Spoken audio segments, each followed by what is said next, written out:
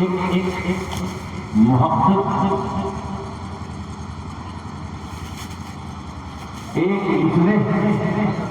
ایک خطیب پاکستان، ایک محقق،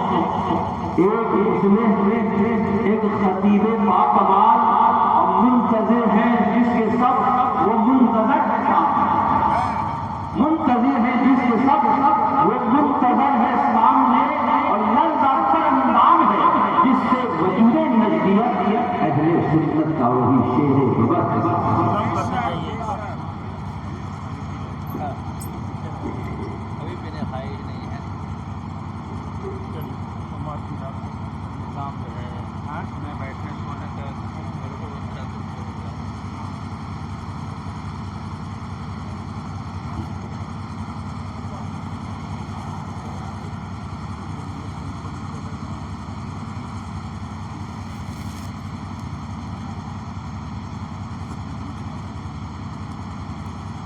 السلام علیکم ورحمۃ اللہ وبرکاتہ۔ وعلیکم السلام ورحمۃ اللہ وبرکاتہ۔ الحمد للہ رب العالمین، والصلاة والسلام علی سید الانبیاء والمرسلین وعلی آلہ وصحبہ اجمعین، اما بعد، فأعوذ باللہ من الشیطان الرجیم، بسم اللہ الرحمن الرحیم۔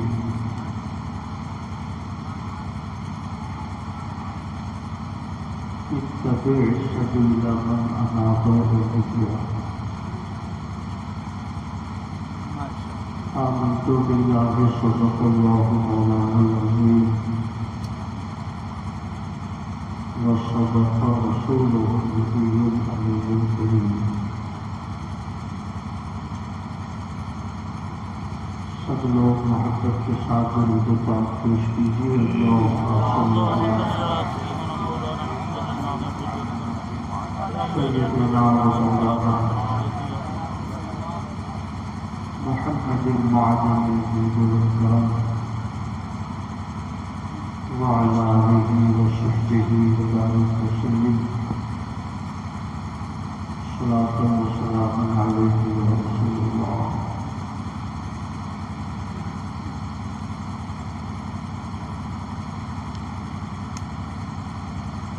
رفیقان گرامی،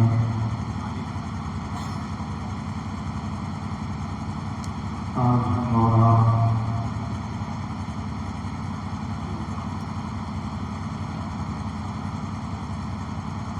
خلیفہ تاج الشریعہ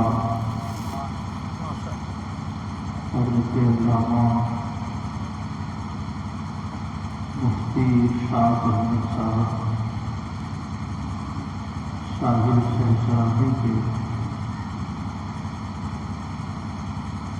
شہرت کی مجلس میں حاضر ہیں۔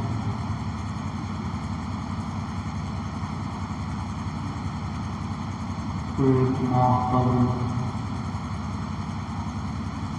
مختصر سی عدالت کے بعد اس دنیا سے رخصت ہو گئے۔ دعا کر دیجیے اللہ رب العزت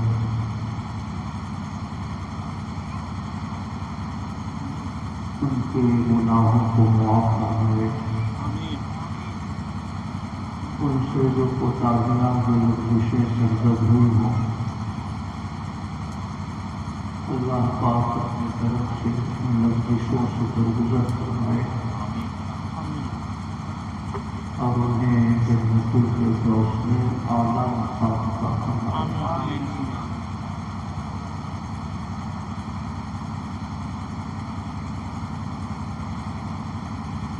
ہم سب کے استاد صدر العلماء حضرت علامہ محمد احمد مصباحی صاحب مدظلہ العلی،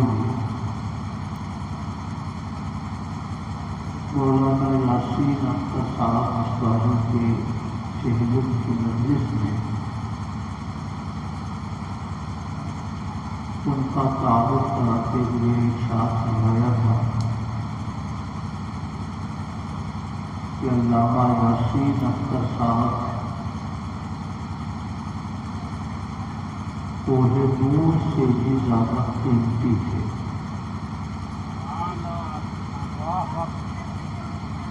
وہ اپنے عہد کے علماء اور مشائخ کے لحاظ سے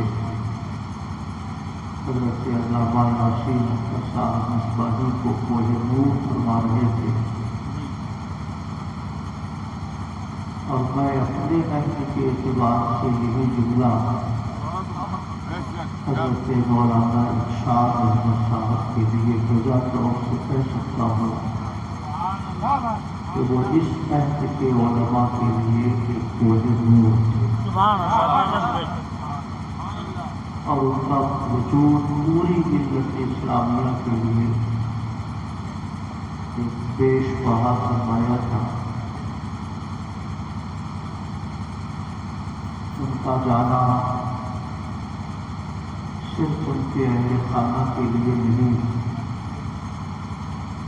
بلکہ پوری جماعت اہل سنت کے لیے ایک بہت بڑے صدمے سے کم نہیں ہے. اللہ پاک ان کی علمی اور روحانی برکتوں کو عام فرمائے اور ہم سب کے درمیان ان کا کوئی متبادل پیدا فرمائے. درود پاک پڑھیں. اللہم صلی علی سیدنا و مولانا محمد معدن الجود والکرم وعلی آلہ وصحبہ وبارک وسلم. صلاۃ و سلام علیک یا رسول اللہ. حضرت علامہ ڈاکٹر شفیع ملک صاحب نے ان کا بڑا خوبصورت تعارف کرایا ہے. ان کے تعارف کے بعد مزید کسی تعارف کی حاجت نہیں ہے، مگر میں یہ کہے بغیر نہیں رہ سکتا کہ مولانا ارشاد صاحب کی ذات اتنی کشادہ تھی کہ ان کی ذات کے تمام حقوق تعارف کے لیے ایک مولانا ارشاد ہی کی ضرورت ہے. کوئی دوسرا ان کی تمام علمی خدمتوں کا تعارف نہیں کرا سکتا. چھوٹی سی عمر لے کر آئے، 50-51 سال کی عمر میں دنیا سے رخصت ہو گئے، مگر ایسی تصنیفی خدمتیں یادگار کے طور پہ چھوڑ گئے کہ ہم اور آپ اگر اپنے کمرے بند کر کے بھی تصنیفی کام میں مشغول رہیں تب بھی شاید اتنی تصنیفی خدمتیں نہیں کر سکتے.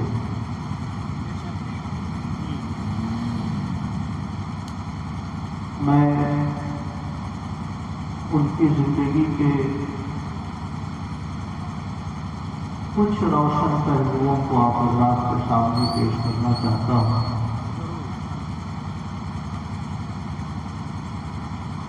یہ دنیا جانتی ہے کہ وہ ایک عالم تھے، جامعۃ الاشرفیہ کے دارالفتہ میں رہ کر 1000 سے زیادہ کتابیں انہوں نے لکھے. 150 مقالے تحریر کیے، 45-50 کے قریب تصنیفات معرض وجود میں آئی. مگر یہ بات سب لوگ محسوس کرتے ہیں کہ وہ ایک عالم ہونے کے ساتھ ساتھ ایک صوفی منوش انسان ہے.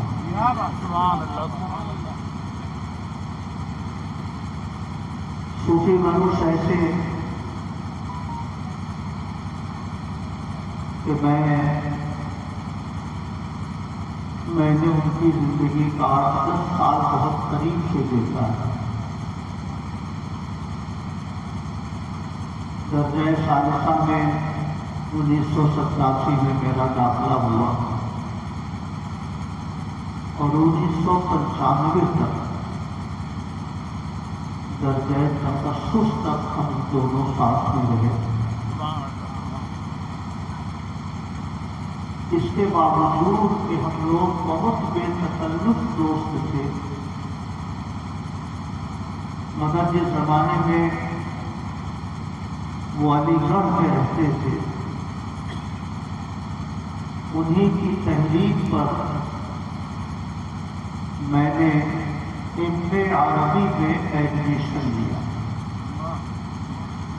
علی گڑھ مسلم یونیورسٹی۔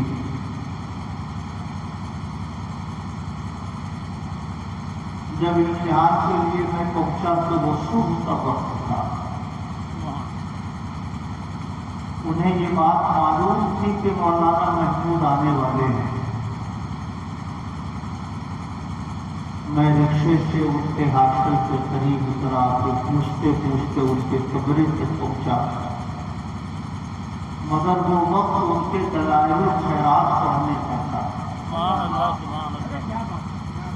میں آدھا گھنٹہ ان کے کمرے میں ان کی چارپائی پہ بیٹھا رہا، انتظار کرتا رہا، ان کے متوجہ ہونے کا منتظر رہا، مگر جب تک انہوں نے دلائل خیرات مکمل نہیں کر لی، نہ انہوں نے مجھے سلام کیا، نہ میری خیریت پوچھی، نہ کسی طرح کی کوئی خیر خبر کا تبادلہ ہوا۔ میں یہ عرض کرنا چاہتا ہوں کہ یہ ان کی زندگی کا باطنی پہلو تھا۔ اپنے معاملات سے بڑے پختہ تھے، سفر ہو، حضر ہو، کسی ادارے سے وابستگی کا زمانہ ہو، گھر پہ مقیم رہے ہوں، مگر ان کے شب و روز کے جو معاملات تھے اس میں بہت کم فرق آتا تھا، بلکہ میری دانش میں شاید بالکل فرق نہیں آتا تھا۔ کبھی کبھار ان کے دولت قلعے پہ میری حاضری ہوتی تو کبھی شاہ جلال کے مزار پر مجھے لے جاتے، گھنٹہ 2 گھنٹہ وہاں بیٹھ کے پڑھتے رہتے، پھر فرماتے ایک بزرگ اور وہاں پہ رہتے ہیں، وہاں کے لیے میں آپ کی حاضری کراتا ہوں، وہاں گھنٹہ 2 گھنٹہ پڑھتے رہتے۔ کبھی کبھی مجھے تکلف ہونے لگتا تھا، یہ کیا بات تھی، آئے ہیں گھنٹے 2 گھنٹے تک پڑھ رہے ہیں یہ، مگر دراصل یہی ان کی زندگی کا سب سے روشن پہلو تھا۔ ایک تعلق خلق خدا کے ساتھ تھا اور ایک تعلق اپنے خالق و مالک کے ساتھ تھا۔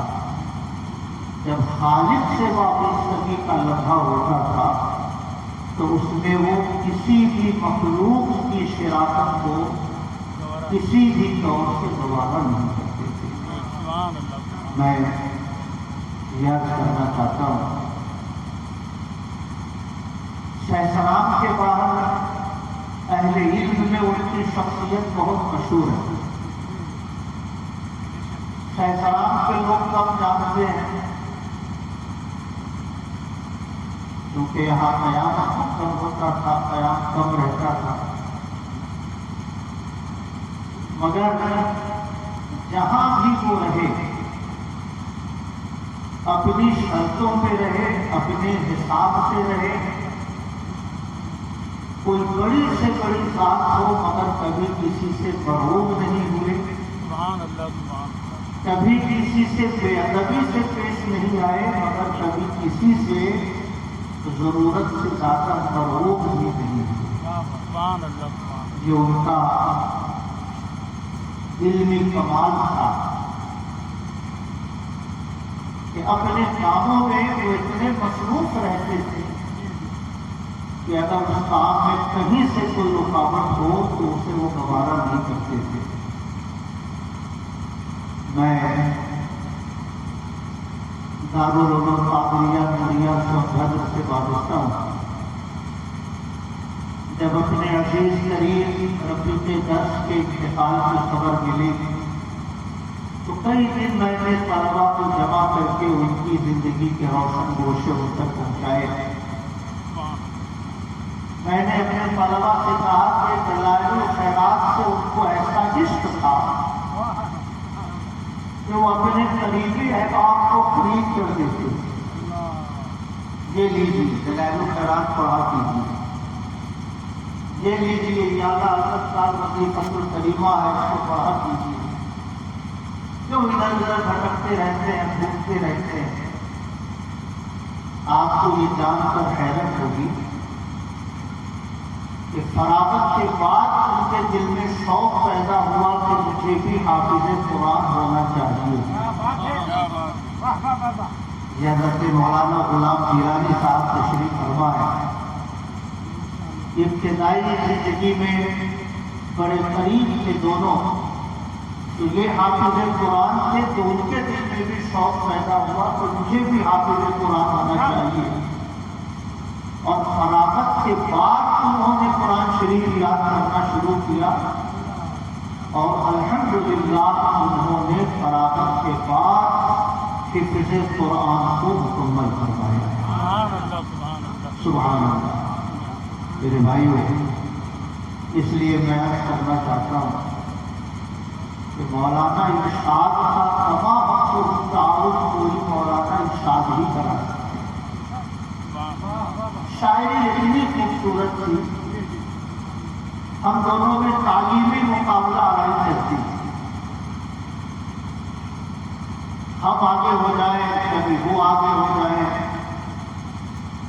ایک بار اس سے مجاہد ملت کے موقع پر ان پر ہی مشاعرہ ہے، سب قضایانہ کھڑے ہیں ان کے در کے سامنے۔ حضرت مولانا ارشاد صاحب نے بھی 25-30 اشعار لکھے۔ مجھے خبر ملی کہ وہ شاعری کر رہے ہیں تو میں نے بھی لکھنا شروع کیا۔ 40-50 اشعار میں نے بھی لکھے، مگر مجھے اس اقرار میں کوئی جھجک نہیں ہے کہ جو شاعری کا رنگ ہوتا ہے، جو ایک خوبصورتی ہوتی ہے، الفاظ کا جو حسن انتخاب ہوتا ہے، اس معاملے میں وہ ہم جیسے سینکڑوں لوگوں سے بہت آگے تھے۔ شاعری بہت مختصر سی ان کی ہے، مگر جتنی بھی شاعری ہے لاجواب شاعری ہے۔ اس لیے شہسراب والوں، ان کا جانا صرف آپ کا نقصان نہیں، ہم سب لوگوں کا نقصان ہے۔ ہم نے ایک مورخ کھو دیا، ہم نے ایک محدث کھو دیا، ہم نے ایک مفسر کھو دیا، ہم نے ایک خوبصورت شاعر کھو دیا، بلکہ آپ دوسرے لفظوں میں کہہ سکتے ہیں کہ ہم نے ملت کا ایک معمار کھو دیا ہے، جو شب و روز اپنی ملت کی تشکیل کے لیے فکر مند رہتا تھا۔ مولانا ارشاد کی رحلت سے ہماری قوم اس معمار سے محروم ہو گئی۔ میرے بھائیوں، اللہ پاک ان کی قبر پہ اپنی رحمتوں کی بارشیں نازل فرمائے۔ درود شریف پڑھی، اللہم صلی علی سیدنا و مولانا محمد العاجل الجود والکرم وعلی آلہ وصحبہ وبارک وسلم، صلاۃ و سلام علیک یا رسول اللہ۔ بمبئی سے حضرت مولانا غلام ناصر صاحب تشریف لائے ہیں۔ یہ پیچھے داڑھی دیکھ لیجیے، خواجہ مظفر حسین صاحب علیہ السلام کی داڑھی آتا ہے۔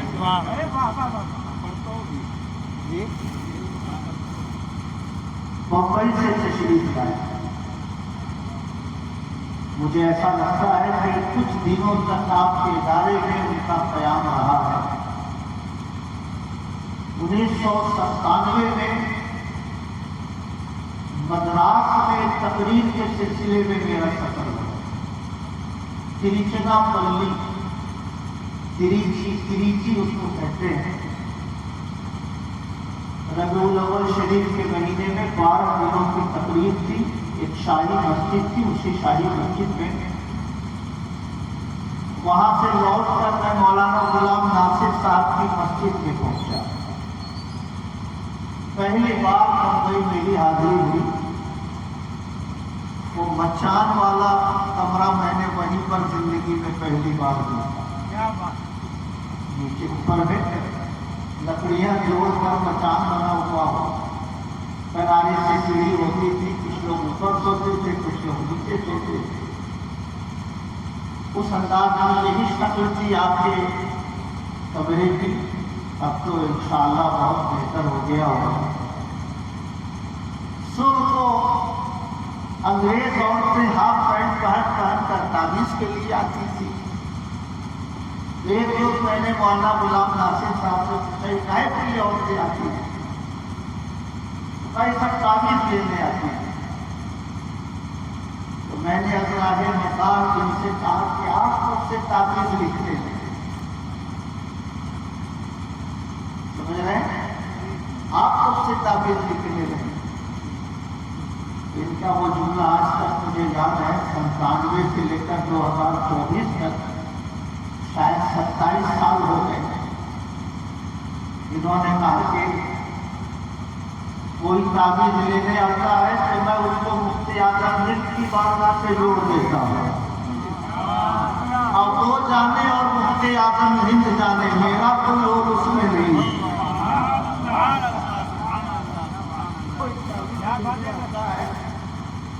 تو میں اس کو مفتی اعظم ہند کے حوالے کر دیتا ہوں۔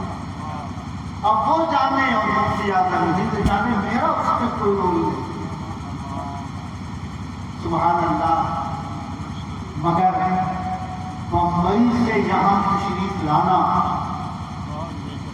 اس بات کا اشارہ ہے کہ ان کے اخلاق، ان کے طرز زندگی، ان کی علمی خدمتوں سے آپ بھی بہت متاثر ہیں، تبھی اتنا لمبا سفر کر کے یہاں تشریف لائے۔ میں دعا کرتا ہوں کہ اللہ پاک حضرت مولانا ارشاد صاحب کی قبر پہ اپنی رحمتوں کی بارشیں نازل فرمائے۔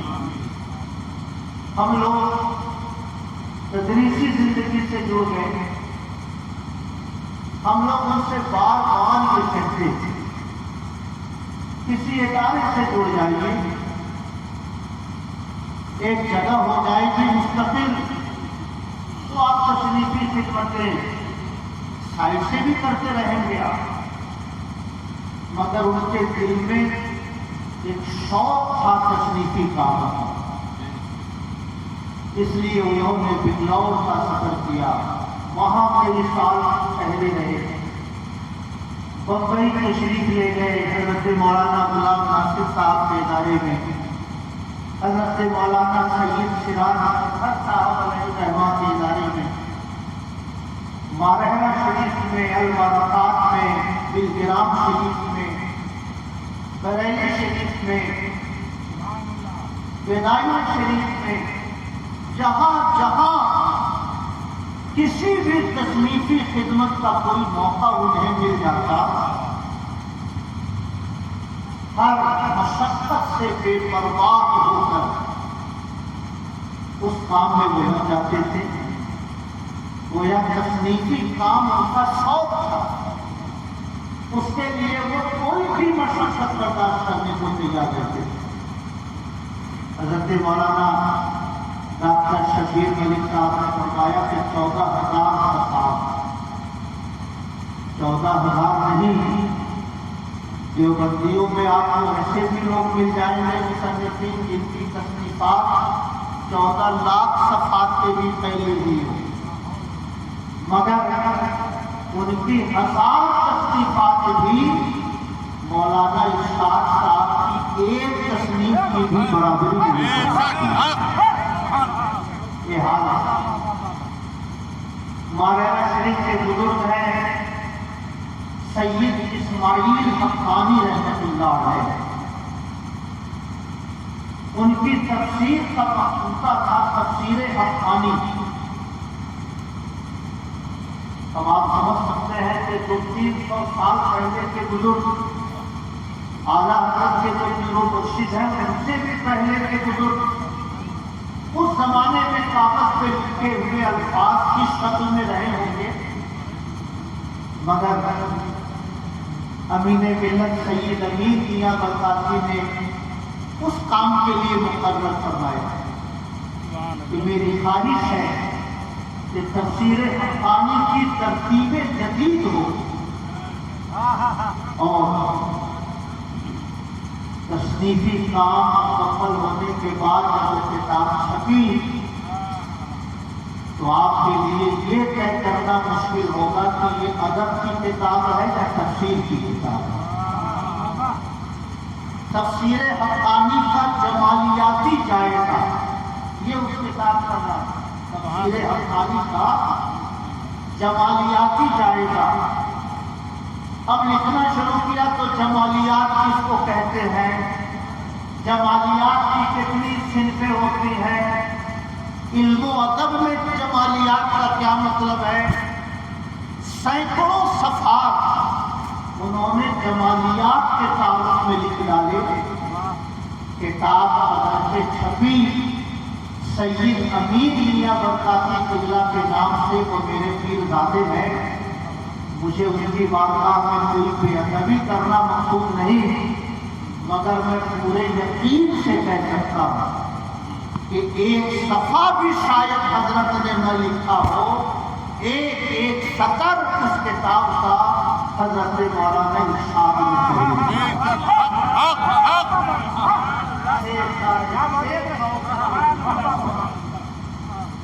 ساڑھے 600 صفحے کی کتاب ہے۔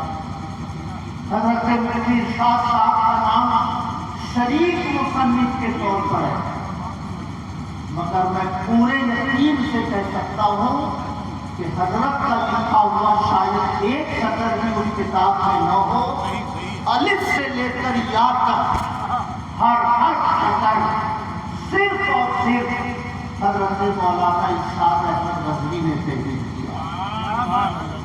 اس لیے میں پھر اسی بات کو دہراتا ہوں کہ حضرت مولانا ارشاد صاحب کے ساتھ اتنی پھیلی ہوئی ہے، اتنی انوکھی ہے، اتنی شاندار ہے، اتنی جمالیاتی زندگی ان کی ہے کہ ان کی زندگی کے تمام حقوق تعارف کے لیے نہ شبیر ملک کافی ہے، نہ محمود احمد کافی ہے، نہ مفتی مظفر حسین کافی ہے، مفتی ارشاد کا تعارف مفتی ارشاد ہی کرتا ہے۔ جب دستار بندی کا زمانہ آیا، فراغت ہوئی، تو پہلی بار میں ان کے دولت کا دیتے آیا۔ میرا گھر پٹنہ کے قریب ہے، شادی ارادہ ہوا کہ جو بہت قریبی ساتھی ہیں ان کے گھر سے ہوتے ہوئے چلا جائے، تو مبارک پور سے یہاں آئے، پھر یہاں سے ہریہر گنج گئے، پھر وہاں سے گیا گئے، پھر اس کے بعد اپنے گھر واپس ہوئے۔ بلکہ زندگی میں پہلی بار میں نے پہاڑ سہسرابی میں دیکھا تھا، اس سے پہلے پہاڑ دیکھنے کا اتفاق نہیں ہوا تھا، کیونکہ اس علاقے میں پہاڑ کا کوئی وجود نہیں ہے۔ اس زمانے میں انہوں نے میرے لیے ایک نظم لکھی اور میں نے ان کے لیے مبارکبادی کی ایک نظم لکھی۔ انہوں نے نظم جو لکھی میں نے بہت تلاش کیا اپنے کاغذات میں، مگر وہ کاغذ نہ مل سکا، مگر میں نے جو نظم ان کی مبارکبادی کے لکھے تھے، ایک ڈائری میں مجھے وہ نظم لکھی ہوئی ملی۔ تمہارے قافلے نادا کی ہے دعا ساحل، خدا کرے کہ زمانے میں کیوں ہی کیوں ہو جائے۔ تمہارے عامل نادا کی ہے دعا ساحل، خدا کرے کے زمانے میں تو ہی تو ہو جائے۔ مجھے لگتا ہے کہ مقبولیت کا لمحہ رہا ہوگا۔ آج ہم سب لوگوں کو اس بات کا اقرار ہے کہ اللہ کے فضل سے ہر طرف ارشاد ہی ارشاد نظر آتے ہیں۔ ماریرا کی تعریف پڑھیے، ارشاد بھی نظر آئیں گے۔ بیدایوں کی تعریف پڑھیے، ارشاد کا نام و نشان وہاں بھی ملے گا۔ بلگرام کے بزرگوں کا تعارف پڑھیے، ارشاد لفظوں میں چھپے ہوئے آپ کو نظر آئیں گے۔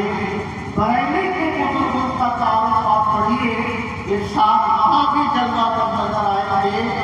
کوئی ادارہ نہ بنا سکے، کوئی خانقاہ قائم نہ کر سکے، مگر جو کتابیں لکھ کر گئے ہیں انشاءاللہ آنے والے 500 سال تک اہل علم کے سینوں میں وہ ضرور زندہ رہیں گے، انشاءاللہ ضرور زندہ رہیں گے۔ میرے بھائیوں، میری زندگی بڑی داؤ والی پن کی زندگی تھی۔ کاش زندگی کا وہ وقت اگر پڑھنے لکھنے میں گزرا ہوتا تو وہ دن بڑے قیمتی دن ہوتے، مگر حضرت مولانا شبیر ملک صاحب نے فرمایا کہ اس زمانے میں بھی عصر کے بعد ہم لوگ بلہ گیند لے کے میدان چلے جاتے، مگر مفتی ارشاد صاحب کبھی میدان نہیں جاتے، یا تو کتاب لے کر مسجد چلے جاتے، یا لائبریری چلے جاتے، یا مفتی شریف الحق صاحب علیہ الرحمہ کے دارالفتہ چلے جاتے۔ گویا بچپن سے ہی انہیں لہو و لعب سے کوئی خاص دلچسپی نہیں تھی۔ میں نے 8 سال ان کی تعلیمی زندگی دیکھی، مگر نہ ان کو کبھی فٹ بال کھیلتے دیکھا، نہ کبھی کرکٹ کھیلتے دیکھا۔ جتنے علماء اسٹیج پر ہیں، اکثر علماء کسی نہ کسی کھیل سے ضرور جڑے رہے ہیں، مگر طالب علمی کی زندگی میں بھی مفتی ارشاد نے نہ کبھی بلہ تھاما، نہ کبھی گیند لے کے وہ میدان کی طرف گئے۔ تو جس کے بچپن کا زمانہ اتنا اچھا رہا ہو، نوجوانی کا زمانہ کتنا خوبصورت رہا ہوگا۔ اس لیے میں ان کی زندگی کو 3 لفظوں میں سمیٹ سکتا ہوں: تصوف، اللہ کا ذکر اور علم دین کی خدمت۔ یہ ان کی زندگی کے 3 روشن نقوش ہیں۔ راستہ چل رہے ہیں، قرآن شریف پڑھ رہے ہیں، ٹرینوں میں سفر کر رہے ہیں، قرآن شریف پڑھ رہے ہیں۔ سبحان اللہ، گویا کہ حضور حافظ ملت کی اس زندگی کو اپنے پیش نظر رکھتے تھے۔ شام سے حضور حافظ ملت بیٹھے، گیا کے بزرگ شاہ حضور سراج ملت کے بڑے صاحبزادے حضرت مولانا مبین الہدیٰ صاحب کے سفر میں ساتھ میں تھے۔ جب ہورا اترے تو حضور حافظ ملت نے پوچھا مبین سفر کیسا رہا؟ عرض کیا حضور بہت اچھا رہا، آپ کی دعاؤں کے سائے میں سفر گزرا، اس سے اچھا اور سفر کیا ہو سکتا ہے؟ حضور حافظ ملت نے فرمایا میں یہ نہیں پوچھ رہا، میں یہ پوچھ رہا ہوں کہ سفر میں کچھ پڑھا لکھا؟ ایک طالب علم کی زندگی میں ان چیزوں کا تصور ہی بہت کم رہتا ہے، خاموش ہو گئے۔ حضور حافظ ملت نے فرمایا الحمدللہ، شاہ گنج سے میں نے قرآن شریف پڑھنا شروع کیا تھا، اور ہاوڑا اسٹیشن پہنچتے پہنچتے اللہ نے عبدالعزیز کو 1 لاکھ قرآن پڑھنے کی توفیق عطا کی۔ سبحان اللہ۔ اس زندگی کا اثر، اس زندگی کا جزوی بن کر آپ حضرت مولانا مفتی ارشاد صاحب کی زندگی میں دیکھ سکتے تھے۔ خالی نہیں رہتے، کچھ لکھ رہے ہیں، کچھ پڑھ رہے ہیں، اور کچھ نہ صحیح تو دلائل الخیرات سامنے میں۔ اعلیٰ حضرت کے وظیفوں کا جو مجموعہ ہے الوظیفۃ الکریمہ، انہوں نے مجھ کو خرید کے لا کے دیا کہ اس کو پڑھا کریے. تو ایک دونوں شوق کو پڑھا, تیسرے دن سے پھر غائب. پھر یاد دلا کے اللہ وظیفۃ کریمہ نہیں پڑھا آپ نے, پھر پڑھنا شروع کرتے.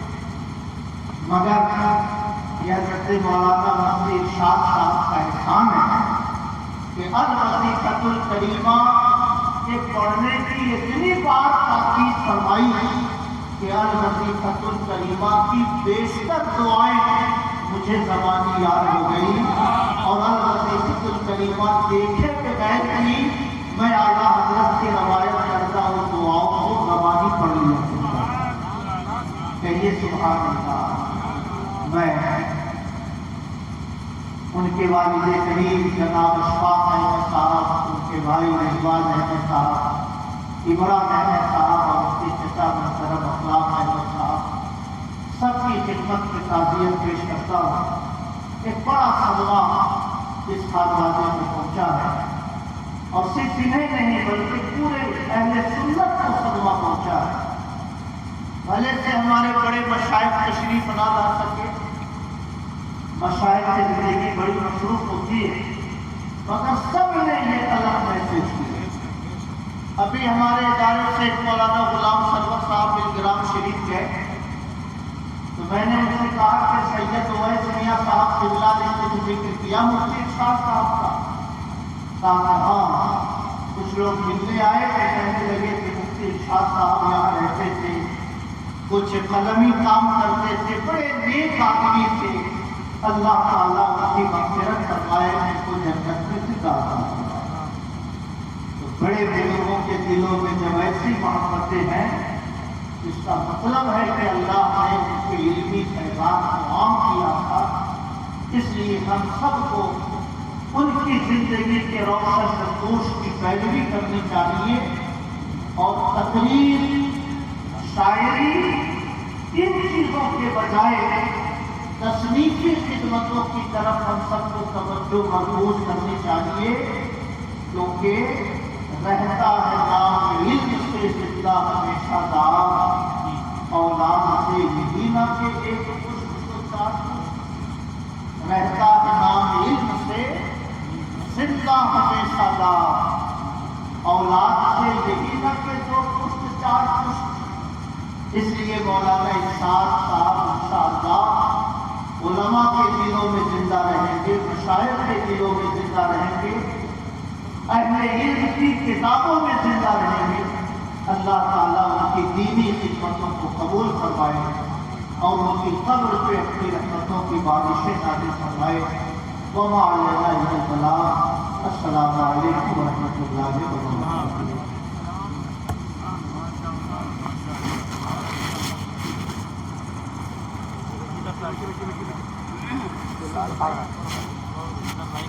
لال